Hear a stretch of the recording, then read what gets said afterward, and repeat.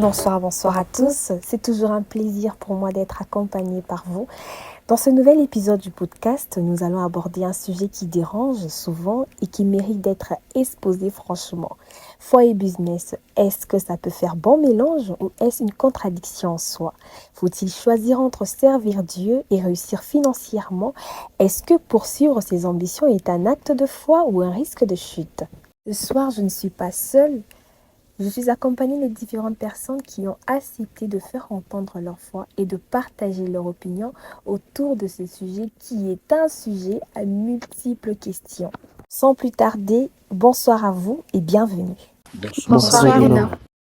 Okami Delphin, en partant de notre thématique abordée ce soir, penses-tu que la foi et le business est une contradiction ou une bonne combinaison? Alors, je vais tenter de répondre à la question de savoir si la foi et le business étaient une très bonne combinaison ou une contradiction.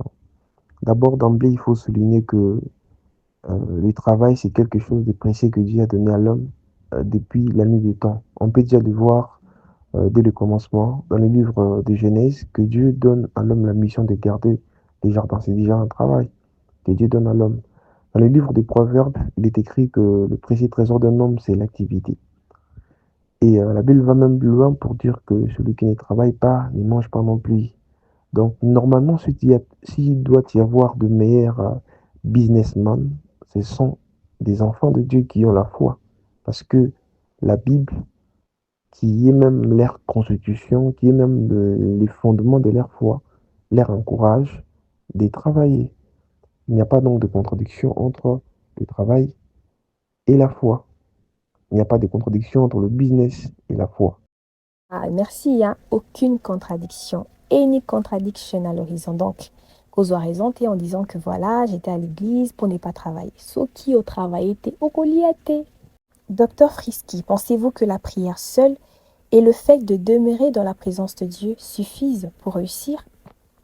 Et déjà pour commencer, il faut savoir que la prière et la présence de Dieu est indispensable pour tout enfant de Dieu et très important. David le dit, mieux vaut un jour dans tes parvis que 1000 ans ailleurs. Psaume 16, verset 11 dit, il y a d'abondantes joies devant ta face, des délices éternelles à ta droite.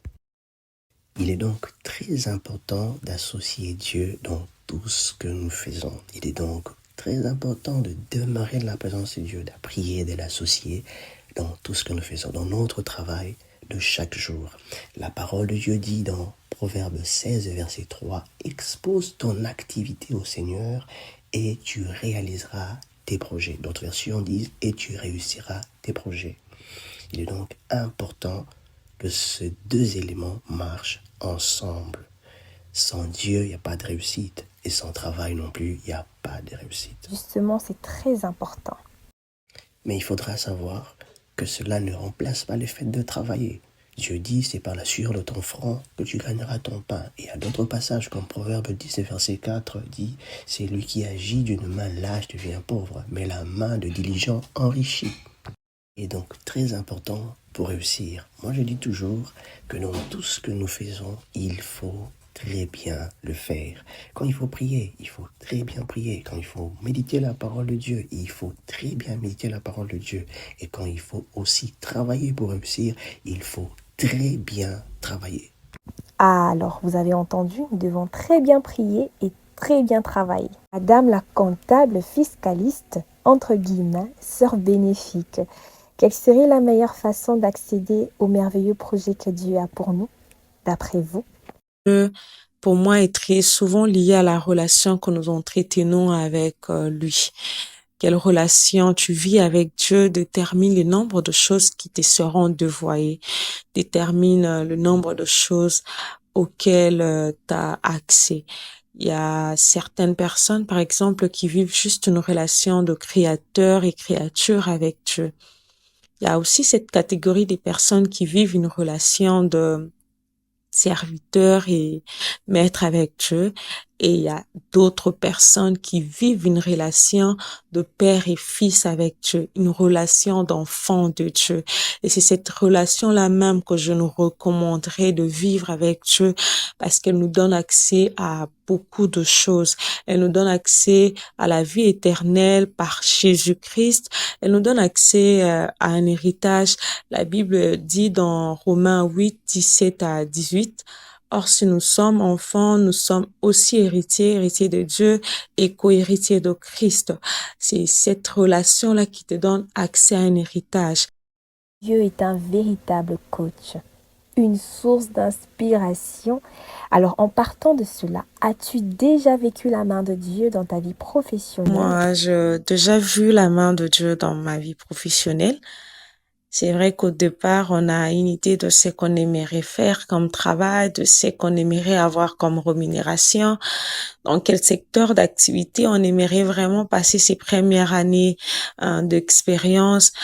Et ensuite, c'est Dieu qui nous conduit à sa manière. Vous voyez la manière de Dieu de nous conduire, hein? On n'est pas très d'accord au départ.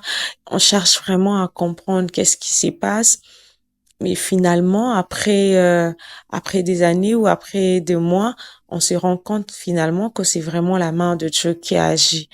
Pourquoi je dis ça? Parce que dans mon travail actuel, j'ai beaucoup appris. Je me sens challengée pratiquement chaque mois et j'ai comme l'impression de faire plus que prévu. Et pour moi, c'est vraiment la main de Dieu. Parce que c'est vrai que ce n'était pas ce que je voulais faire au départ, mais c'est vraiment le parcours qu'il me fallait. Et il n'y a que Dieu qui peut vraiment savoir ce qu'il nous faut et où il nous amène. Et jusqu'aujourd'hui, je ne cesse de me dire, il sait me préparer où je suis pour ce que je suis appelée à faire à l'avenir. Et c'est vraiment la main de Dieu pour moi. C'est vraiment Dieu qui me conduit. Il n'y a pas plus meilleur que Dieu en tout cas. Fadou la star, j'ai écouté ton nouveau single, c'est une pépite.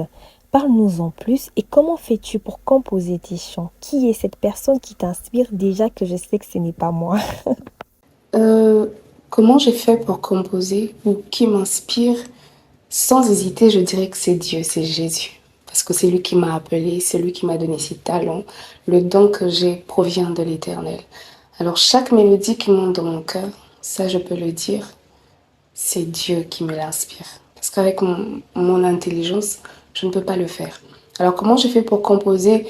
Tout peut partir d'une prédication. Par exemple, la première chanson ou l'une des premières chansons que j'ai écrites lorsque j'ai reçu Jésus, c'était parti d'une prédication. C'était une série d'enseignements que mon pasteur Freddy Mouling a donné, la Beraka. Alors ça peut aussi partir d'une méditation sur un passage biblique, d'une réflexion, d'un moment de prière, lorsque je contemple la beauté de l'Éternel.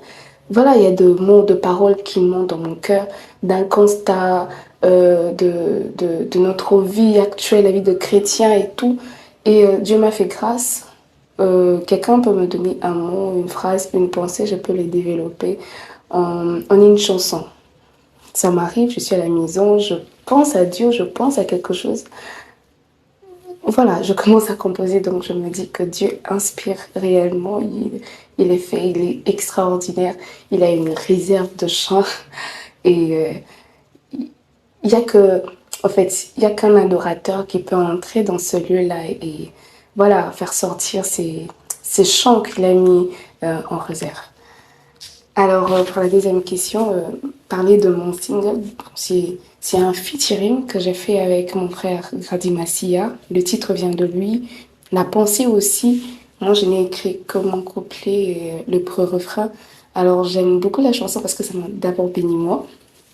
Alors, j'ai beaucoup plus de facilité à composer avec cette pensée parce que c'est ma vie de chaque jour. Moi, je dis que c'est un chant évangélique parce que je m'exprime vraiment comme je l'ai fait sur le terrain lorsque j'appelle les âmes à venir au Seigneur.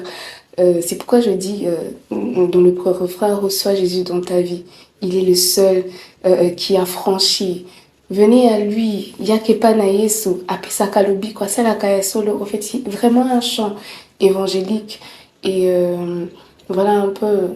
Je m'attends à ce que le gens soit vraiment béni au-delà de faire de vidéos, au-delà de voilà un peu de tout.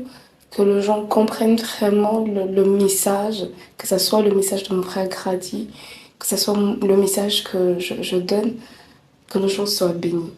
En tout cas, c'est vraiment ça. Merci. Notre Jésus est une source d'inspiration dans tous les aspects de la vie.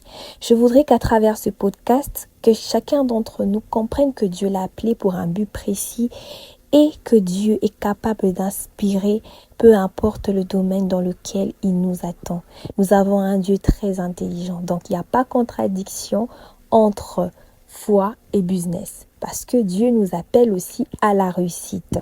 C'est après cette question que nous clôturons et merci à tout un chacun pour ce partage fructueux.